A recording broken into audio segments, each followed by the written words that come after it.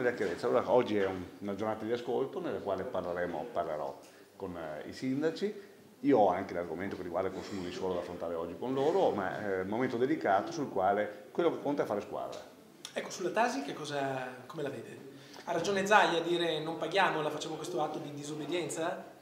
Allora io non dico che ha ragione o ha torto, so che di solito quando si fanno dei messaggi così forti il tema è se poi riesci a farli applicare, perché la disobbedienza comporta delle responsabilità. A me preme ottenere risultati, quindi lo sforzo che farò da oggi è capire dove sono i problemi e poi ognuno di noi per la parte che ha, sia istituzionale che politica, fare massa critica per ottenere quello che serve, cioè modifiche, correzioni, correttivi, qualcosa che semplifichi la vita ai cittadini, dia garanzia ai bilanci dei comuni e ci consenta a noi che siamo virtuosi di avere servizi efficienti a prezzi giusti.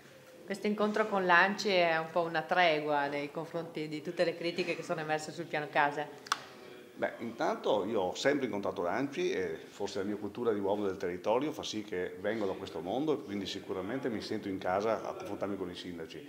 Poi devo dire che a onor del vero c'è qualche sindaco che ha fatto grandi proteste, tantissimi sindaci che hanno applicato sia ieri che oggi il piano casa senza tanti problemi. Credo che quello che conta oggi è, l'ho sempre detto, se dobbiamo parlarci, dobbiamo confrontarci, dobbiamo migliorare. Migliorare cosa? Anche correggendo se serve, ma soprattutto credo che la sfida vera che ci vede assieme ai comuni è la legge che è in consiglio in questi giorni, che è la legge sul contenimento di consumo di suolo. È quella la madre delle battaglie, è quella la vera sfida, perché o il Veneto verrà riconsegnato al futuro, più bello, con più terreno agricolo, con più vigneti, con più colline sane, anche in qualche modo recuperando dei territori che nel tempo abbiamo consumato male. E allora l'azienda turismo, che è la migliore che abbiamo, diventerà l'azienda del futuro. E allora la cultura troverà in questo territorio un modo di svilupparsi. E allora il nostro export si baserà su un territorio bello da vendere sia nella qualità dei prodotti che nella qualità del messaggio.